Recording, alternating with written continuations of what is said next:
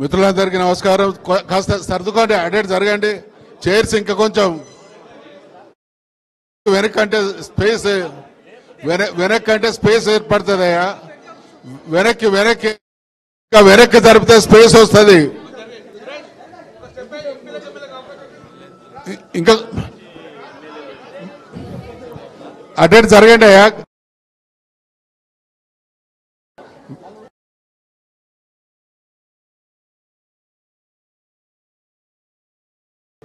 ఇంకా వెనక పోండి, మీరు వెనక పోండి.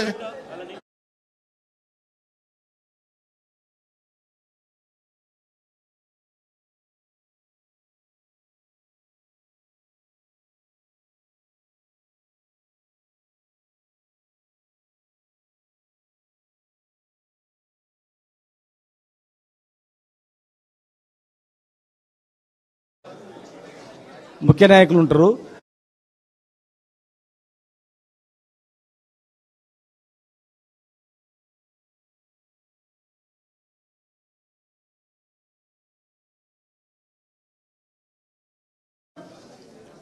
ఆ ప్రభుత్వం దయ వల్ల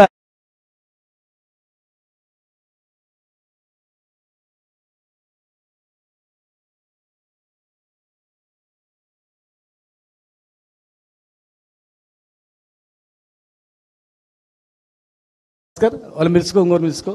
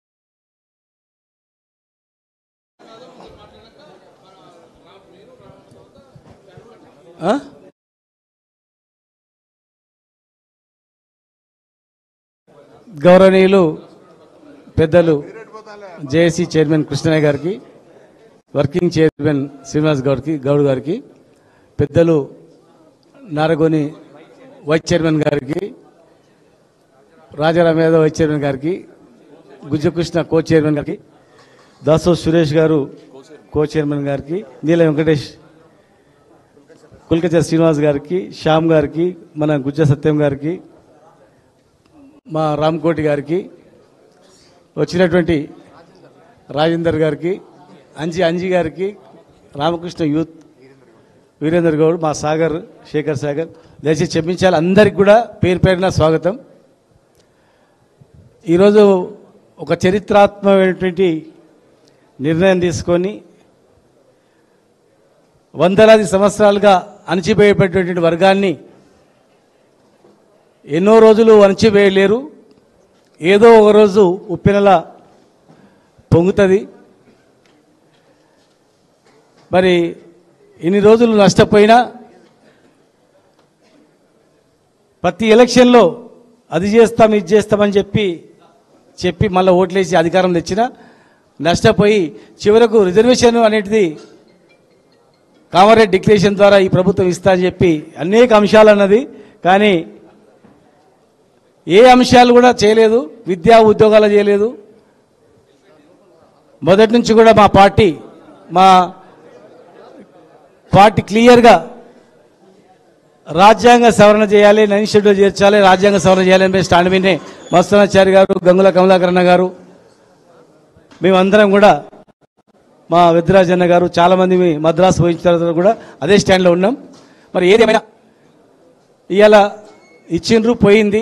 రాజ్యాంగ సవరణ అనేది మా పార్టీ క్లారిటీగా అదే దానిలో ఉంది. మరి దానికి మీరు బంధు పిలిపించడం జరిగింది. మా అధ్యక్షుడిని కార్యనిర్వాహక అధ్యక్షుడిని కలవడానికి రావడం జరిగింది. మీకు స్వాగతం. కాకపోతే 42% ఇచ్చేంత వరకు ఈ పోరాటం అనేది కొనసాగాల. ఎవరు వెనుకకు పోయినా, ఎవరు మళ్ళీ ఏదన్నా ప్రభుత్వం చెప్పి ఏదో మాయమాటలు చెప్పినా ఇందులో ఉన్న వాళ్ళం ఎవరం కూడా కంఠంలో ప్రాణం ఉన్నంత వరకు ఈ సమాజానికి అన్యాయం చేయకుండా, ఈ సమాజాన్ని కాపాడడానికి 42% రిజర్వేషన్ ఇచ్చేంత వరకు కూడా ఖచ్చితంగా కూడా అన్ని జెండాలు పక్కకు పెట్టి ఇవాళ మీరందరూ కొట్లాడుతున్నారు. మేము కూడా మీతో పాటు గ్యారంటీగా మా పార్టీ కూడా చెప్పడం జరిగింది. కనుక 42% రిజర్వేషన్ చట్టబద్ధత వచ్చేంత వరకు ఆ ఎజెండా మీదనే కొనసాగాలి. ఎవరు మళ్ళీ వాళ్ళు 24% ఇస్తాం, బీఫామ్లు ఇస్తాం అని చెప్పి ఏ మభ్య పెట్టినా ఎవరు అయినా ఫస్ట్ వాళ్ళని భూస్థాపితం చేయాలి. కాళోజీ సిద్ధాంతం, ఈ ప్రాంతం వాడు అన్యాయం చేస్తే ఈ ప్రాంతం వాడిని ఇక్కడనే పొందబెట్టాలి, ఈ ప్రాంతేతరుడు అన్యాయం చేస్తే పొరిగిన దాకా తన్నాలి, ఎలగొట్టాలి. ఎట్లయితేన్నామో ఈ ఉద్యమంలో కూడా ఎవరు కూడా వెనుకడికి వేసినా ఎట్టి పరిస్థితుల్లో క్షమించొద్దు. మీరందరూ కూడా చిన్నప్పటి నుంచే ఈ ఉద్యమాలు చేసి ఎంతో మందిని తయారు చేసినటువంటి చరిత్ర మీ అందరు మీకు ఉంది. కృష్ణయ్య గారు కానీ, మరి ఆయన శ్రీనివాస్ గౌడ్ గారు, మీతో పాటు ఆయన వచ్చిన వ్యక్తి, అందరు కలిసిన వాళ్ళే ఈరోజు అందరు కలుసుకున్నారు, సంతోషం. కనుక దయచేసి మరి మీరు చెప్పిపోయిన తర్వాత మా మసనాచారి గారు, మా పెద్దలు, మా గంగుల కమలాకరణ గారు, మా బడుగు లింగన్న గారు, సుధాకరణ గారు, మా వద్రాజన్న గారు, మేము కూడా మాట్లాడుకొని ఇప్పటికే మీరు ఏ పిలిపించినా ఎక్కడ పిలిచినా మేము వచ్చినాం, ఎక్కడ ఏ దానికి పిలిచినా వచ్చినాం, ఎవరు పిలిచినా వచ్చినాం, మా మద్దతు తెలిపినాం. ఖచ్చితంగా మా మద్దతు అనేది మరి ఉంటుంది గ్యారెంటీగా. మీరు కూడా ఏకతాటిపై ఉండాలి. ఇక్కడ ఒక అడుగు వెనకేసిన ఇస్తారు మీరు అందరు కలిసిన దానిలో. ఉద్యమం సక్సెస్ అవుతుందో అలా చూడాలి. ఇగోలన్నీ పక్కకు పెట్టేసి అవన్నీ మనమందరం కూడా పేద ప్రజల గురించి దృష్టిలో పెట్టుకొని, అణగారిన వర్గాలపైన దృష్టి పెట్టుకొని, అణచివేత పైన దృష్టి పెట్టుకొని ఈ సమాజాన్ని కాపాడాల్సింది మనమే. ఖచ్చితంగా కలిసి వచ్చేవాళ్ళు ఎవరైనా సరే, ఓసీ అయినా ఇంకెవరైనా మనకు మద్దతు ఇచ్చే వాళ్ళను కలుపుకొని ఈ ఉద్యమాన్ని తెలంగాణ ఉద్యమ తరహా తీసుకుపోవాలని, తెలంగాణ వచ్చినట్లు వచ్చి ఎనిగిపోతే ఎట్లయితే ఉద్యమం వచ్చిందో 9th డిసెంబర్ ప్రకటన తర్వాత ఎట్లయితే మళ్ళీ మన అందరం ఏకమైనామో, ఈ 9th జియో ఇచ్చిన తర్వాత వెనుకకు పోయినందుకు కూడా అందరం ఐక్యం కావడానికి చిత్తశుద్ధితో ఆత్మసాక్షిగా పుట్టిన తల్లిదండ్రుల సాక్షిగా ప్రమాణం చేసుకొని అందరు కూడా కదం తొక్కాలని చెప్పని, మా మద్దతు ఖచ్చితంగా ఉంటుందని చెప్పని మీ అందరు కూడా తెలియజేస్తూ, మరి ఇప్పుడు 2 నిమిషాలే మాట్లాడండి దయచేసి, ఎందుకంటే కేటీఆర్ గారు వచ్చేస్తారు. రాజారాం యాదవ్ గారు మాట్లాడు. సభాధ్యక్షులు పెద్దలు శ్రీనివాస్ గౌడ్ గారు, మాజీ మంత్రివర్యులు, మాకు ఉద్యమకారుడు అంటే ఇంకెక్కువ మంత్రి గారు కానీ ఉద్యమకారుడు, అట్లాగే గంగుల కమలాకరణ, మధుసూదనాచారన్న, బద్దిరాజు రవిచంద్రన్న ఎంపీ గారు, బడుగు లింగన్న, మరి జాయింట్ యాక్షన్ కమిటీ, బలహీన వర్గాల జాయింట్ యాక్షన్ కమిటీ చైర్మన్గా ఉన్నటువంటి ఆర్ కృష్ణన్న గారు, అట్లాగే నారుగోని గారు పెద్దలు, బహుజన మేధావి, అట్లాగే నా సోదరుడు శ్రీనివాస్ గౌడ్ గారు, దాస్ సురేష్ గారు, మిగతా మిత్రులందరికీ పేరు పేరున ఉద్యమ అభివందనాలు. ఒక చారిత్రాత్మకమైనటువంటి సందర్భంలో మనం ఇక్కడ కలుస్తూ ఉన్నాం. నేను ఇక్కడ మాట్లాడిన అన్న చెప్పిండు, సమయం దృష్టిలో పెట్టుకొని మాట్లాడతాను. ఆ రోజు తెలంగాణ ఉద్యమంలో పెద్దలు గౌరవనీయులు మొదటి ముఖ్యమంత్రి, తెలంగాణ ముఖ్యమంత్రి కేసీఆర్ గారు ఆ రోజు ఒక్కడిగా ప్రారంభమై తెలంగాణ రాష్ట్రం కోసం కొట్లాడ 2001లో ప్రారంభిస్తే 2009లో సరిగ్గా ఆ రోజు ఉస్మానియాలో విద్యార్థి నాయకుడిగా నేను ఉన్నాను. మరి ఆ రోజు ఉస్మానియాలో అన్ని విద్యార్థి సంఘాలన్నింటినీ కలిపి జాయింట్ యాక్షన్ కమిటీగా గౌరవనీయులు కేసీఆర్ గారి మార్గదర్శకత్వంలో ఏర్పాటు చేయడం జరిగింది. అంటే మాకున్నటువంటి భిన్న అభిప్రాయాలు, భిన్న భేదాలు, మీరు తెలుసు యూనివర్సిటీలో ఎన్ని రకాలైనటువంటి సిద్ధాంత వైరుధ్యాలు ఉంటాయో, అందరం కలిసి మొట్టమొదటి జాయింట్ యాక్షన్ కమిటీగా కేసీఆర్ గారి మార్గదర్శకత్వంలో ఏర్పాటు కావడం జరిగింది.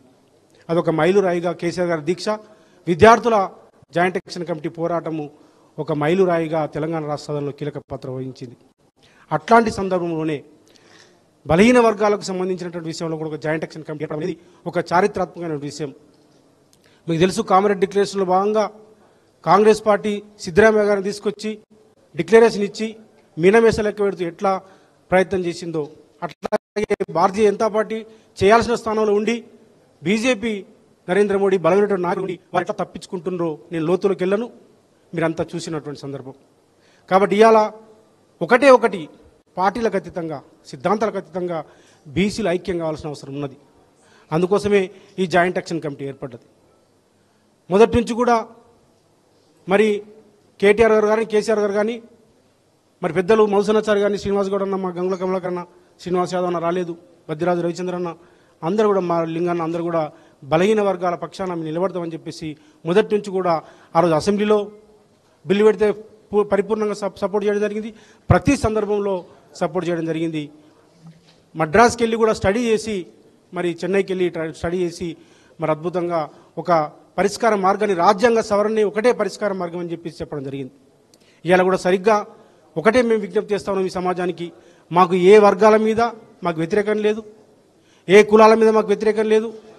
మేము బుద్ధుడు, అంబేద్కర్, మహాత్మా జ్యోతిబా పూలే ఏదైతే చెప్పినో ఎవరెంతుంటే అంత వాటా కావాలని చెప్పేసి, న్యాయం కావాలని చెప్పేసి కోరుకునేటువంటి బిడ్డలము, మాకు న్యాయం కావాలి. అందుకోసం ఈ బంద్ పేరు bandh for justice. Bandh for justice ఏ వర్గంకు వ్యతిరేకం కాదు, మాకు కావాల్సినటువంటి వాటా మాకు రావాలని చెప్పేసి మేము అడుగుతా ఉన్నాం. ఇలా మేము తెలంగాణ సమాజాన్ని విజ్ఞప్తి చేస్తూ ఉన్నాం.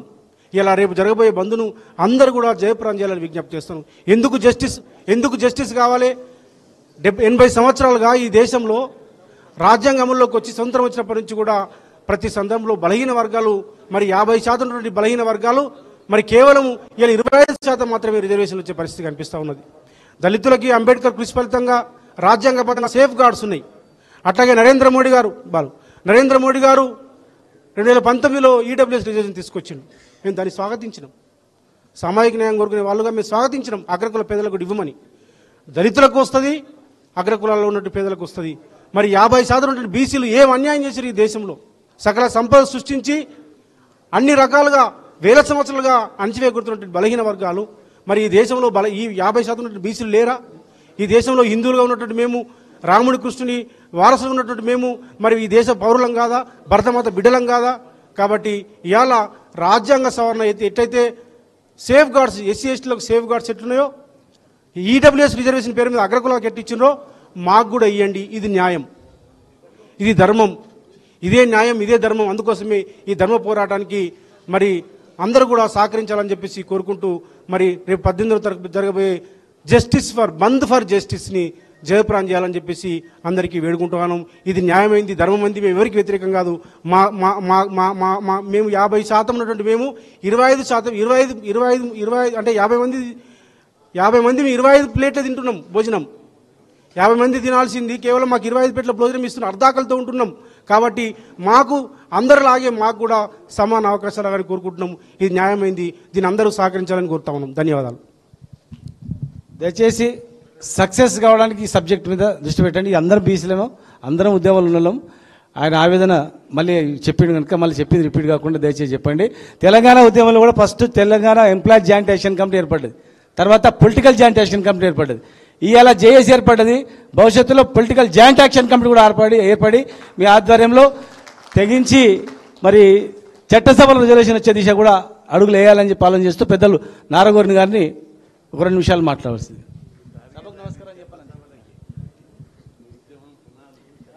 ఏదైతే పెద్దలు వేదిక మీద ఉన్న పెద్దలందరికీ కూడా మరి సందర్భంగా తెలియజేస్తూ, ఏదైతే హైకోర్టు స్టే ఇవ్వటం జరిగిందో మరి ఈ తెలంగాణ రాష్ట్రమే కాదు ఆంధ్రప్రదేశ్లో ఉన్నటువంటి అన్ని వర్గాలు కూడా ఒకసారి ఉలిక్కి పడినటువంటి పరిస్థితి.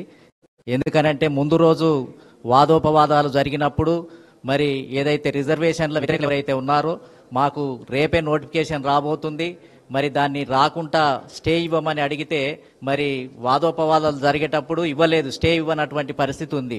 అందరం ఏమనుకున్నాము అని అంటే ఇంకా స్టే ఇవ్వలేదు అని అంటే ఊపిరి పీల్చుకొని ఇంకా ఈసారి నోటిఫికేషన్ మరి వస్తుంది, ఎలక్షన్స్ జరుగుతాయని మేము భావించడం జరిగింది.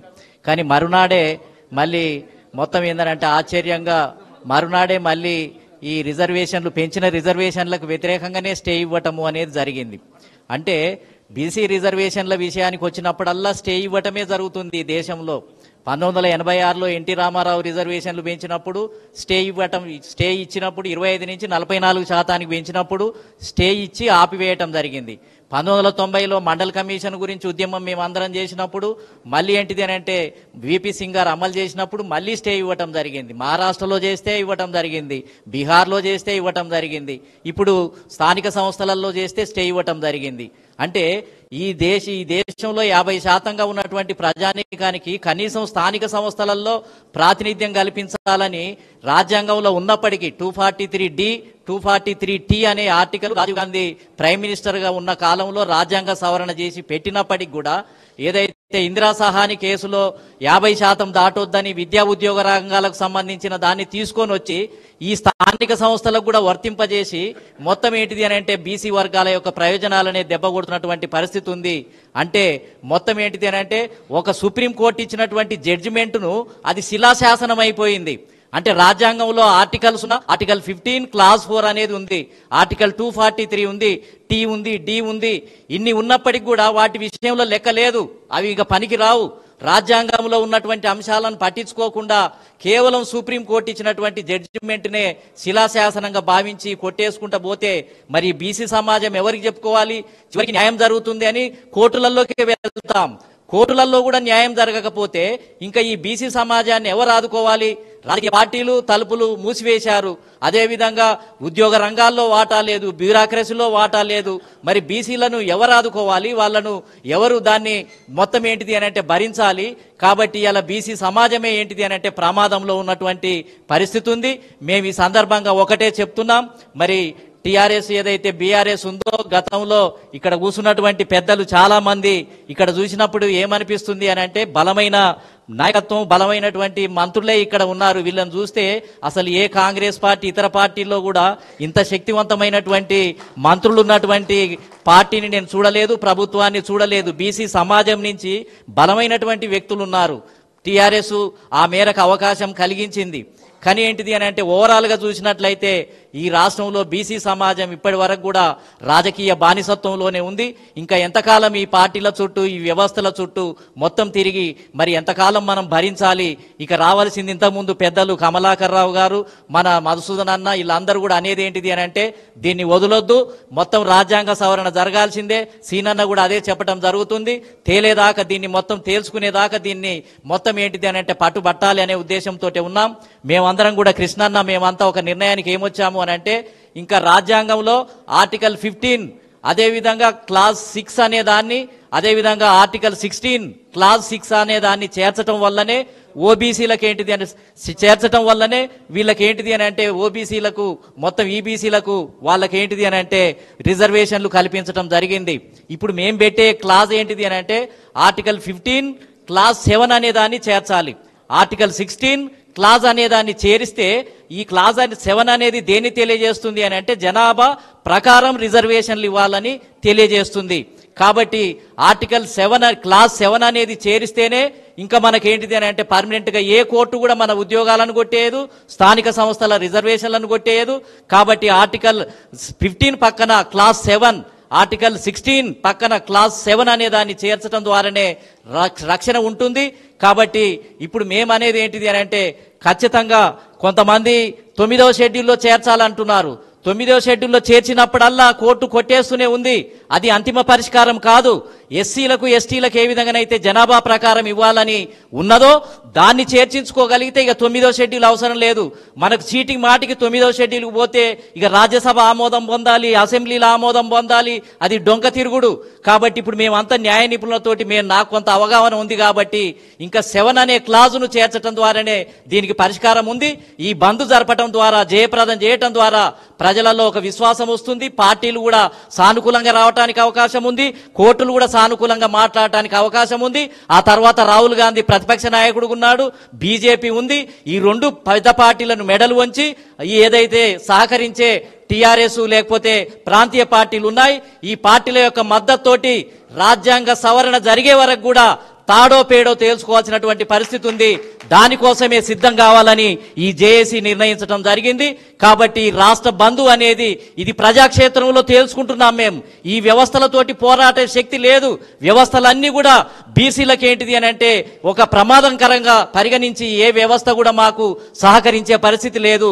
కాబట్టి బంధు తర్వాతనే మరి అన్ని మిగతా కార్యక్రమం అంతా కూడా కొనసాగుతుంది. కాబట్టి ఇక్కడ ఉన్నటువంటి పెద్దలంతా కూడా మరి బీఆర్ఎస్ గనక బలమైనటువంటి పార్టీ, బంధు గనక ఇచ్చినట్లయితే, సపోర్ట్ చేసినట్లయితే బలంగా ఒక వాయిస్ మొత్తం బీసీల యొక్క ఆశలు ఆకాంక్షలకు అనుగుణంగా పార్టీలు కూడా నిర్ణయం తీసుకోవాల్సినటువంటి సమయం ఆసన్నమైంది.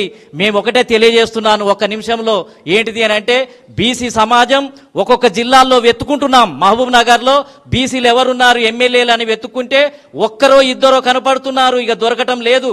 నల్గొండ జిల్లాను వెతుక్కుంటే ఒక్కరో ఇద్దరో కనపడుతున్నటువంటి పరిస్థితి, కొన్ని జిల్లాల్లో ఒక్కరు కూడా లేనటువంటి పరిస్థితి.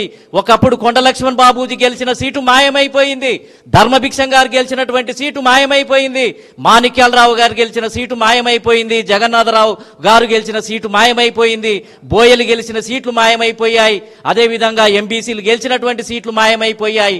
ఒక పక్కనేమో మేము కొత్త రిప్రజెంటేషన్ కావాలి, ఎక్కువ కావాలని మేము ఉద్యమిస్తుంటే ఉన్నయే ఊడిపోతున్నాయి. అసలు ఉన్న వాళ్ళకే తగ్గిచ్చేస్తున్నారు. క్రమక్రమంగా సీట్ల సంఖ్య తగ్గి ఇప్పుడు 19కి వచ్చింది. కాబట్టి ఇంతకంటే దారుణం ఏముండదు. ఇది స్వతంత్ర భారతదేశంలో 78 సంవత్సరాల తర్వాత కూడా ఈ దుస్థితి 50% ఉన్నటువంటి బీసీలను మొత్తం ఏంటిది అంటే ఇంత చిన్న చూపు, ఇంత చులకన భావం, పట్టించుకునే పరిస్థితి లేనటువంటి పరిస్థితి ఉంది. కాబట్టి ఒక్కొక్కసారి అనిపిస్తుంది అసలు నేపాల్లో జరిగిన విప్లవమే కరెక్టా, అసలు మొత్తం ఏంటిది అని అంటే అక్కడ కూడా ఇదే రకమైనటువంటిది. పార్లమెంటులో ఒకరే ప్రధానమంత్రి, ఒకటే కులం వాళ్ళు, న్యాయ వ్యవస్థ అంతా కూడా ఒకటే. కాబట్టి మేమేమంటున్నాము అని అంటే అంబేద్కర్ వారసులం కాబట్టి ఓటు ద్వారానే విప్లవం తీసుకురావాల్సినటువంటి అవసరం ఉంది. దీనికి సరైనటువంటి పరిష్కారం ఓటు ద్వారానే. కాబట్టి అన్ని పార్టీలు ఇప్పుడు కన్సర్లోకి వచ్చి దీన్ని ఖచ్చితంగా మా భాగస్వామ్యం ఉండాల్సిందే. మేము ఇక్కడ పుట్టి పెరిగినటువంటి వాళ్ళం, మేమెక్కడో బయట ఉన్నటువంటి వాళ్ళం కాదు, కాయ కష్టం చేసుకొని కుల వృత్తులలో జీవిస్తున్నటువంటి వాళ్ళం. కాబట్టి మాకు హక్కు ఉంది, మాకు రాజ్యాధికారంలో హక్కు ఉంది. కాబట్టి దానికోసమే మరి సానుకూలంగా స్పందించాలి. ఇప్పుడు రాబోయే కాలంలో పార్టీలన్నీ కూడా ఉదారత్వంతో ప్రజాస్వామ్యాన్ని కాపాడే విధంగా మరి నిర్ణయాలు తీసుకుంటారని చెప్పి భావిస్తూ నాకు ఈ అవకాశం ఇచ్చిన మీ అందరికీ కూడా కృతజ్ఞతలు తెలియజేస్తూ సెలవు తీసుకుంటున్నాను. జై పూలే, జై భీమ్, జై భారత్. థ్యాంక్ యూ అన్న.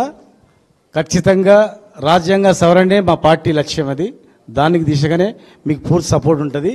కేసీఆర్ గారు బలహీనలని ఎంత పెద్ద చేసినా లాభం లేదు, బలమైన వాళ్ళని చేయాలనే సిద్ధాంతంతోనే బలమైన వ్యక్తులనే బలంగా తయారు చేసిండు, స్వేచ్ఛ ఇచ్చిండు. కనుకనే వైన్ షాప్ల రిజర్వేషన్ కానీ, మా గొల్ల కుర్రలకు గొర్రెలు కానీ, మా వైన్ షాప్ విశ్వబ్రాహ్మణులకు కానీ, బీసీ కులాలకు అత్యధిక స్థానం ఇచ్చి మొట్టమొదటి స్పీకర్గా ఉద్యమ నాయకుడిని ఇచ్చినటువంటి చరిత్ర కూడా ఉంది. మేము క్లారిటీగా ఉన్నాం. దయచేసి మీరు అన్ని వేరే విధంగా భావించవద్దు. 100% అని చెప్పి తెలియజేస్తూ, ఇప్పుడు మన గంగుల కమలాకరణ గారు, మేము మంత్రిగా ఉన్నప్పుడు బీసీ మంత్రి ఉన్నప్పుడు ఒక ఆయన మేడ్చల్ దగ్గర చూపించిన ల్యాండ్ ఇస్తాను ఎకరాని, మేము అందరం కొట్లాడి 100 కోట్లకి ఎకరా. మన బీసీ కులాల ఆస్తి దాదాపు 10,000 కోట్ల ఆస్తి నియోపోలిస్లో ఉంది, కోకాపేటలో. కనుక అది మన ఆస్తి. మరి అంత స్వేచ్ఛ ఇచ్చినందుకే అట్లా అలర్ట్ చేసుకోగలిగినాం. దయచేసి కార్యాచరణ మీద అందరిని మాట్లాడాల్సి కోరుతున్నాను. జై బీసీ. ఈరోజు చాలా సంతోషం. వెనుకబడిన కులాల జేఏసీగా ఏర్పాటు చేసి అన్ని పొలిటికల్ పార్టీ కలవాలని చెప్పేసి వచ్చేసిన జేఏసీ చైర్మన్లకు, కో చైర్మన్లకు అందరికీ పేరు పేరున స్వాగతం, సుస్వాగతం, నమస్కారాలు. ఒక్కటి మాత్రం చెప్పగలుగుతాం మీ ద్వారా సమాజానికి, ఇక్కడ సమావేశం అయ్యేది ఏ కులానికి వ్యతిరేకం కాదు, ఏ వర్గానికి వ్యతిరేకం కాదు, ఎవరికో వ్యతిరేకం కాదు. కానీ మా హక్కులకు భంగం కలిగితే డెఫినెట్గా పోరుబాట పట్టేందుకు బీసీలు ఎప్పుడూ సిద్ధంగా ఉంటారు. 40, 50 సంవత్సరాలు, 60 సంవత్సరాల నుంచి బీసీలకు అన్యాయం జరుగుతుంది, సహించాం. అన్యాయం జరుగుతూనే ఉంది, సహించాం. కానీ ఈరోజు అన్యాయంతో పాటు అవమానం జరుగుతుంది, అపహాస్యం పడుతుంది, అవహేళన చేస్తున్నారు. అది తట్టుకోలేం మనం, అది తట్టుకోలేం. ఇప్పుడు జరిగేది అదే. అన్యాయం చేసి తట్టుకున్నాము, కానీ ఇప్పుడు అవహేళన చేస్తున్నారు. ఆ అవహేళన మాత్రము ఎట్టి బస్సులో తట్టుకోలేరు. ఈరోజు ఓటర్ లిస్ట్ అన్ని పేరు లేదు, 4 కోట్లన్నీ సంఖ్య తగ్గింది, అన్నిట్లో కూడా అపహాస్యం చేస్తే భావితరం మనం క్షమించదు. దయచేసి మేము ఎక్కువ సమయం తీసుకోము. అసెంబ్లీలో మాట్లాడినా నేను, అసెంబ్లీలో మాట్లాడితే ఎదురుజాడి ప్రభుత్వం నా మీద ఏం మాట్లాడి నేను, భారతదేశ చరిత్రలో ప్రప్రథంగా రిజర్వేషన్ సాధించింది తమిళనాడు ప్రభుత్వం. రిజెక్ట్ అయిన రాష్ట్రాలు బీహార్ ఉన్నది, మహారాష్ట్ర ఉన్నది, రిజెక్ట్ అయిన రాష్ట్రాలు ఉన్నాయి. ప్రభుత్వం చిత్తశుద్ధి ఉంటే తమిళనాడు తరహా పోదామా, బీహార్ తరహా పోదామంటే ఏందా పెళ్లి శాపనార్థాలు పెడుతున్నాం చెప్పి గొల్లేసిండ్రు, ఎదురుదాడి చేసిండ్రు. నేను ఆ రోజు చెప్పినా, మీరు ఎంత ఎదురుదాడి చేసినా రాజ్యాంగ సవరణ జరిగింది. 6 నుంచి 7 సార్లు తమిళనాడు కొట్టేస్తేనే 92లో పోయి 94లో నీకు సవరణ జరిగింది. అలా చెయ్యండి, లేకుంటే జీవో ఎట్టి పోస్తో చెల్లదు. నువ్వు నిజంగానే ప్రభుత్వానికి జీవో ఇచ్చే అవకాశం ఉంటే 22 ఏళ్ళు ఎందుకు కాలాపన చేసినావు, జీవో చెల్లదు అని చెప్పడం జరిగింది. అనుకున్నట్టే ఏ కోర్టు కానీ సంఖ్యాపరంగా చూడది, చట్టపరంగా చూస్తుంది, రాజ్యాంగపరంగా చెల్లదు. కాబట్టి నువ్వు ఎంత వాదించినా ఎంత ఇంప్లెంట్నే కోర్టే అంటది చట్టాన్ని వ్యతిరేకవుతుంది కాబట్టి నువ్వు చట్టం తయారు చేసుకుంటాడు. చట్టం తయారు చేసినాక ఇప్పుడు మనం కూర్చోవాల్సి వస్తుంది. చట్టం తయారు చేసినాక ప్రొటెక్షన్ ఇచ్చినాక ఏ కోర్టు కూడా డెఫినెట్గా మనకు ప్రొటెక్షన్ ఇస్తుంది. దానికి ఏకైక మార్గము జీవోలు సరిపోవు. దయచేసి నేను ఒకటే చెప్తున్నాను, రాజ్యాంగ సవరణ నారగుని మాట్లాడినప్పుడు రాజేరాజు రేపు ఇద్దరు మాట్లాడిన విధంగా డెఫినెట్గా రాజ్యాంగ సవరణ అయితేనే దీనికి ప్రొటెక్షన్ వస్తుంది.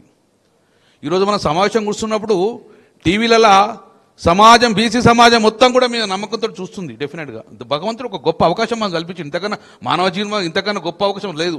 ఈ అవకాశంతో మీరు సాధిస్తే చిరస్థాయిలకు మీ పేరు ఉంటుంది. ఆ రోజు ఏదైతే కేసీఆర్ గారు ఆంధ్రప్రదేశ్ రాష్ట్రంలో పోతున్నా, తెలంగాణ రాష్ట్రంలో అడుగు పెడతా అన్నాడు. ఆ రోజు ఈ రోజు ఉండగా రేపు పొద్దున మీరు ఏ పిలిపించినా ఢిల్లీకి పోదామా, వీళ్ళని మార్చి చేద్దామా, ఏం చేస్తావో మా పార్టీ పరంగా డెఫినెట్గా మీ ఎంబడి ఉంటాం. మేము చివరి వరకు ఉంటాం.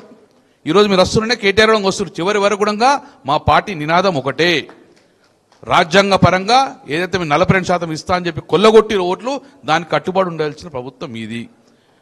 ఇది మళ్ళొక్క ప్రమాదం. రేపు పొద్దున నేను చేసిన ప్రభుత్వం లేదనే కానీ అక్కడ నేను చేసిన కోట్లు కొట్టేసింది, నేనేం చేయాలి, మళ్ళీ 23% ఇస్తా అంటే దయచేసి తెలంగాణ సమాజాన్ని లేపే బాధ్యత మీదే, ఆరని మంటలు చేసే బాధ్యత మీదే. మళ్ళీ ఒక్కసారి 23% రిజర్వేషన్ అయితే గిట్ట చిరస్థాయిగా ఇది భూస్థాపితము, బీసీ నినాదమే భూస్థాపితం అవుతుంది, మరణ శాసనం అవుతుంది. భావితరం మాత్రం మనల్ని క్షమించదు. భావితరానికి అన్యాయం చేసిన ఈ స్థలంలో కూర్చొని అన్యాయం చేసిన భావిస్తాం. కాబట్టి అల్టిమేట్ ఇవ్వండి, అల్టిమేట్ ఎంత దూరం ఇచ్చేయండి. ఏమని ఇస్తారంటే, మాకు ఎన్నికలు జరగకున్నా పర్వాలేదు, కర్ణాటకలో జరగలేదు, జరిగితే మాత్రం చట్టపరంగా 42% రిజర్వేషన్ తోటే ఎన్నికలు జరపండి. పార్టీ పరంగా ఇస్తామంటారు. 5763 సర్పంచులు ఉన్నారు. అందులో ఏ పార్టీ ఉంటుందండి? ఏ పార్టీ ఉంటుంది? అందులో ఉండదు కదా. నువ్వు ఏ పార్టీ పరంగా ఇస్తావు? ఈరోజు నోటిఫికేషన్ ఇచ్చింది ప్రభుత్వం. జేసీ చైర్మన్లు మీరు ఇద్దరు వినాలి. తెలంగాణలో 31 జిల్లా పరిషత్ చైర్మన్లు ఉన్నారు. దానిలో 47% కేటాయించారు, 13 కేటాయించారు, 13 బీసీలు కేటాయించారు. మా కరీంనగర్ జిల్లా ఉండగా బీసీలు కేటాయించారు. బీసీలు అందరూ సంతోషంగా ఉన్నారు. ఎవరైతే మా బీసీ అవుతామని చెప్పేసి, రేపు 23% చేస్తే మళ్ళీ మా బీసీ ఓసీ అవుతుంది అంటే నోటికాడ బుక్క తీసుకొని అపహాస్యం చేసే పరిస్థితిలో మళ్ళీ ఉంటుంది. ఎట్టి పసులో 23% ఒప్పుకునలేదు. 42% ఇంకా 10 సంవత్సరాలు అయితే 20 సంవత్సరాలే, కానీ చట్టపరంగా రాజ్యాంగ సవరణ చేసే ఎన్నికలకు వెళ్ళాలి అని చెప్పేసి ప్రధాన డిమాండ్ తోటి మీరు ముందుకెళ్ళండి. ఆ తరహా రేపు పొద్దున బంద్ పెడతాం, డెఫినెట్గా బంద్ సక్సెస్ చేస్తాం. స్వచ్ఛందంగా వచ్చి బంద్ చేస్తారు. మా జిల్లాలో నేను చూసుకుంటా, మొత్తం కరీంనగర్ జిల్లాలో బంద్ నేనే ప్రకటిస్తాను, పోయి అడ్డం మాడుకుని నేను చేసుకుంటా. అలాగే అందరికి బాధ్యతలు అప్పచెప్పండి. అందరికి బలవంతం ఏం లేదు, ఒక పిలుపునిస్తే బీసీ సమాజానికి అందరు కూడా వర్గాలకు వస్తారు. కాబట్టి మీరు ఇమ్మీడియట్గా బంద్ అయిన తర్వాత దయచేసి ఒక్కరోజు గ్యాప్ ఉంచకండి, మళ్ళీ షెడ్యూల్ ఇవ్వండి. మొత్తం ఇప్పుడు మనం హైదరాబాదు జిల్లాలకి ఉన్నది, గ్రామానికి చేరాలంటే ఈ ఉద్యమం బలోపేతం కావాలి. మనందరి మీద బాధ్యత ఉన్నది. గుజ్జకృష్ణ మాట్లాడతలేడు, సబ్జెక్ట్ అంతా నాకు ఆయన ఇస్తాడు. అందరిలో ఆవేదన ఉన్నది, సత్యమన్న, అందరిలో ఆవేదన ఉన్నది. ఆవేదన ఇంప్లిమెంట్ చేసే బాధ్యత జేఏసీ మీద ఉన్నది. మా పార్టీ పరంగా నేను, మోసంచారి గారు, శ్రీనివాస్ గారు, రవిబాబు మేము అందరం మాట్లాడుకొని కేటీఆర్ గారు సానుకూలంగా గోహెడ్ అన్నారు. ఇంతకన్నా మంచి సూచక లేదు. మా పార్టీ మీరు ఎప్పుడు పిలిచినా ఏది ఇచ్చినడంగా ఉద్యమంలో ముందుంటుంది, మీకు సహకరిస్తుంది. చివరి వరకు అవసరం ఢిల్లీకి రమ్మన్నడంగా ఢిల్లీకి వస్తాము, కానీ జంతర్ మంతర్ రాము. ప్రైమ్ మినిస్టర్ ఇంటి ముందు కంటే వస్తాం మేము. పిఎం ఇంటి ముందే ఉంటాం మేము. ఎక్కడండి జంతర్ మంతలు చేస్తే ఎక్కడ జరుగుతాయి చట్టాలు? ఎక్కడ జరగాలి? పివి నరసింహరావు అప్పుడు ఎక్కడ ఎవరు కలిసిరు? జయలలిత పోయి పివి నరసింహరావు కూర్చున్నది. నువ్వు ఇస్తావా చేస్తావా లేకపోతే నేను ఢిల్లీ వదలా అన్నది. అదే నినాదంతో పోదాం, అదే నినాదం పోదాం. ప్రైమ్ మినిస్టర్ ఇంటి ముందే కూర్చుందాం. ప్రైమ్ మినిస్టర్ కూడా తెలవాలి కదా ఈ నినాదం ఇట్లున్నదని. ఆ ప్రైమ్ మినిస్టర్ కూడా నినాదం ఉన్న తెలవాలంటే తెలియజేయాల్సిన బాధ్యత జేఏసీ చైర్మన్ ముందని చెప్పుకుంటూ, మా రాష్ట్ర వర్కింగ్ ప్రెసిడెంట్ గారు వారి అనుమతులు ఉండగా వారికి కూడా స్వాగతం సుస్వాగతం చెప్పుకుంటూ,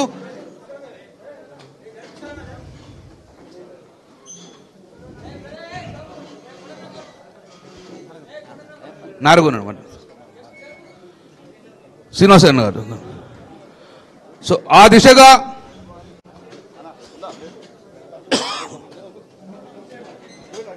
మా పార్టీ కూడా అదే చెప్పింది. మా పార్టీ కేటీఆర్ గారు అదే చెప్పారు.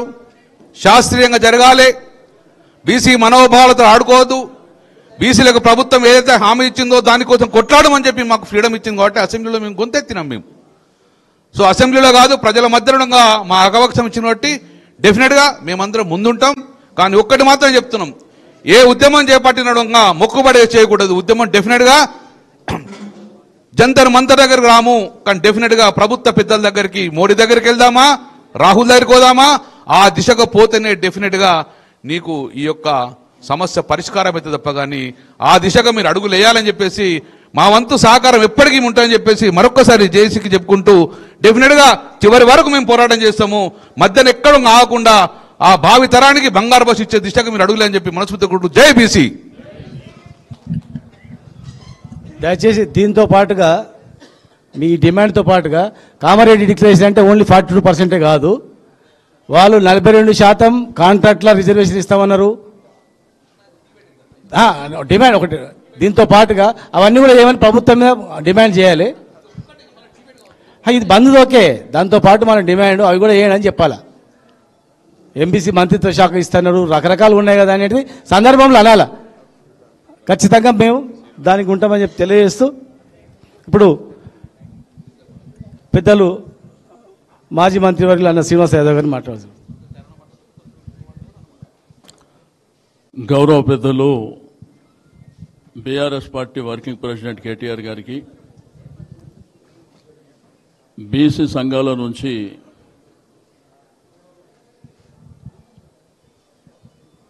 మరి పెద్దలు ఆర్ కృష్ణన్న గారు,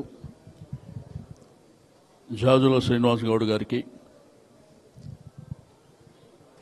మా శ్రీనివాస్ గౌడ్ గారు మాజీ మంత్రివర్యులు కమలాకర్ అన్న గారు, వద్దిరాజు రవిచంద్ర గారు అన్న చెప్తున్నా నారుగోని గారు, లింగా యాదవ్ గారు, కాలేరు వెంకటేష్ అన్న గారు, పెద్దలందరికీ ఈరోజు కేటీఆర్ గారిని మరి బీసీ సంఘాల పెద్దలు కలవడానికి వచ్చినటువంటి సందర్భంలో నేను ప్రధానంగా 3-4 అంశాలు, ఒకటి మా పార్టీ పరంగా సపోర్ట్ చేయడం అంశం ఒకటైతే, రెండవది తిరిగి బల్లా గుద్దే అధికారంలోకి మేమే వస్తాం, ఆ విషయాన్ని మీరు కూడా పరిగణలోకి తీసుకోవాలి. ఎందుకంటే రాష్ట్రంలో జరుగుతున్నటువంటి అనేకమైనటువంటి సామాజిక ఉద్యమాలు చరిత్రలో జరిగినాయి. మీరు కూడా కొన్ని పోరాటాలు చేశారు. కానీ జరుగుతున్నటువంటి మోసాన్ని మేము కనిపెట్టడమే కాకుండా నిండు శాసనసభలో నిలదీసి ఇది మోసం అని చెప్పినటువంటి, రెండోది సంపూర్ణమైనటువంటి మద్దతు కూడా ఇచ్చినాం. కానీ తర్వాత జరిగిన పరిణామాలలో పాలాభిషేకాలు చేసిర్రు, ఇంకే ఏదో పెద్ద ఆకాశం నుంచి చందమామని తీసుకొచ్చినట్టు మీరే మాట్లాడినటువంటి సందర్భాలను కూడా చూసినాం. మా మద్దతు ఇస్తాం, కానీ సిన్సియర్గా ఉంటే పోరాటం చేస్తాం. తెలంగాణలో ఉన్నటువంటి ప్రతి బీసీని పైకి తీసుకొస్తాం. ఈరోజు ఎన్టీ రామారావు గారి తర్వాత అత్యంత ప్రాధాన్యతనిచ్చింది కేసీఆర్ గారు. మాకు వచ్చిన 10 రాజ్యసభలో 5 మందికి రాజ్యసభ ఇచ్చింది కేసీఆర్ గారు. మీరు ఒకసారి బండ ప్రకాష్ నుంచి పోల్చుకొని మా లింగయ్య యాదవ్ గారు కానీ వదిరాజు రవిచంద్ర గారు కేశవరావు గారు డి శ్రీనివాస్ గారు మాకు ఉన్న సంఖ్యలో 5 ఇచ్చింది మేమే. రెండోది రాష్ట్రంలో మంత్రివర్గంలో 4 ఉన్నాం మేమే. ఆ రోజు జిల్లా పరిషత్లో కానివ్వండి మార్కెటింగ్లో కూడా ప్రత్యేకంగా జీవో తీసుకొచ్చి ఇచ్చింది కూడా మేమే. రెండోది 2 ప్రధానమైనటువంటి శాసనసభ శాసన మండలి మొట్టమొదటి తెలంగాణ రాష్ట్రం 2014లో ఏర్పడితే పెద్దలు మధుసూదనాచారి గారు ఆ నిండు శాసనసభలో గంభీరంగా కూర్చున్నటువంటిది కూడా టీఆర్ఎస్ ఆధ్వర్యంలో. ఒక ఉద్యోగిగా నిరంతరం పోరాటం చేసి తెలంగాణ ఉద్యమంలో వారి యొక్క పాత్రని దృష్టిలో ఉంచుకొని స్వామి గౌడ్ గారు కూడా ఆ శాసన మండలి చైర్మన్గా ఉన్నటువంటి విషయం మనందరికీ తెలుసు. మేమెప్పుడు సంపూర్ణమైనటువంటి కార్యక్రమాలు చేస్తాం. బీసీల బడ్జెట్ కేసీఆర్ గారు పెట్టింది ఎంత, కుల వృత్తుల మీద కేసీఆర్ గారు పెట్టింది ఎంత, ఈ ప్రభుత్వం పెట్టింది ఎంత. మనము విద్యా ఉద్యోగాలతో పాటు 42% కామారెడ్డి డిక్లరేషన్ అని సిద్దిరామయ్య ముఖ్యమంత్రిని తీసుకొచ్చి ఇక్కడ అనౌన్స్ చేసినప్పుడు మనం ఒకవైపుననే పోరాటం చేయడానికి సిద్ధమవుతున్నాం. రెండో వైపున వాళ్ళు బడ్జెట్ 20,000 కోట్లు పెడతామన్నారు. ఆ విషయాన్ని మనం మాట్లాడలేకపోతున్నాం. ఒకటి. రెండోది కులవృత్తులను ప్రోత్సహిస్తామన్నారు. దాన్ని కూడా మరి సర్వనాశనం చేసింది కూడా వాళ్ళే. ఆ విషయం కూడా మనం మాట్లాడతలేం. ప్రతి సంవత్సరం మరి బడ్జెట్ కేటాయింపులు కూడా 1,00,000 కోట్లు పెడతామని చెప్పారు. పెట్టినరా? ఆ విషయం. రెండోది మేము టీవీలో సోషల్ మీడియాలో చూసినప్పుడు ఏదైతే బీసీ ఉద్యమాన్ని నడిపేయడానికి ముందున్నటువంటి మీరే డిఫరెంట్గా మాట్లాడుతుండ్రు. ఒకళ్ళేమో ప్రభుత్వానికి పక్షంగా మాట్లాడుతుండ్రు, రెండోదేమో పాలాభిషేకాలు చేస్తున్నారు. ఏం 42% రిజర్వేషన్ చట్టసభలో శాసనసభలో ప్రవేశపెట్టి ఎన్టీ రామారావు పెట్టలే, చంద్రబాబు నాయుడు పెట్టలే, కేసీఆర్ గారు పెట్టలేదా? అవి చెల్లవని మనకు తెలియదా? ఈ దేశవ్యాప్తంగా అనేకమైనటువంటి రాష్ట్రాల్లో 50% అబోవ్ పోతే చెల్లదు అని చెప్పి కోర్టు తీర్పులు మనకు తెలియవా? ఇవన్నీ తెలిసి వాళ్ళు మభ్యపెట్టేటువంటి కార్యక్రమం. ఏం అడ్వకేట్ జనరల్ మనోడు ఉండడానికి వీల్లేదా? అడిషనల్ అడ్వకేట్ జనరల్ మనోడు ఉండడానికి వీల్లేదా? ఈ రాష్ట్ర డీజీపీ మనోడు ఉండడానికి వీల్లేదా? ఆ విషయాలు మాత్రం మనం మాట్లాడలేకపోతున్నాం. ఏదైతే కాంగ్రెస్ ప్రభుత్వం మోసపూరితమైనటువంటి వాగ్దానాలతో పాటు మొన్న చూసారు జంతర్ మంతర్ దగ్గర పోయి ధర్నా చేసినామని చెప్పి. పార్లమెంట్ జరుగుతలేదు. అప్పుడు పార్లమెంట్ జరుగుతుంది కదా. పార్లమెంట్లో మరి పోరాటం చేయవలసినటువంటి వాళ్ళు ఆ రోజు అక్కడ జంతర్ మంతర్ ధర్నా జరిగేటప్పుడు పార్లమెంట్ని స్టాలు చేసి ఒక సబ్జెక్టు, ఇంత గంభీరమైనటువంటి సబ్జెక్టు మాట్లాడిన ఎవడనా? పోనీ all India Congress party president Mallikarjun Kharge attend అయిందా? రాహుల్ గాంధీ అటెండ్ అయిందా? సోనియా గాంధీ, ప్రియాంక గాంధీ వాళ్ళు ఏమన్నా అటెండ్ అయినరా? ఎవరిని మోసం చేయడానికి వాళ్ళు డ్రామాలు నడిపిస్తే వాళ్ళు నిజమైనటువంటి పోరాటం చేశారు. మొన్నటికి మొన్న హైకోర్టు ఆర్గ్యుమెంట్లో మీరు భాగస్వామ్యం, మీరు కూడా ఉన్నారు అక్కడ. కృష్ణయ్య గారు ఉన్నారు, శ్రీనివాస్ గౌడ్ గారు ఉన్నారు. ఏం చెప్పిండు అడ్వకేట్ జనరల్? నాకు తెలియదు, నేను పోయి గవర్నమెంట్ని అడుగొస్తా అని చెప్పిండు. వాస్తవం కదా? కులగణన జరిగినప్పుడు కూడా, కులగణన జరిగితే ఏదైతే ప్రొఫార్మా ఇచ్చిండ్రో ఆ పాంప్లెట్ మీద ముఖ్యమంత్రి, డిప్యూటీ సీఎం ఫోటోలు ఉంటాయా? అది చెల్లుతుందా? చెల్లదు. అనేకమైనటువంటి కారణాలు దాంట్లో పెట్టిరు.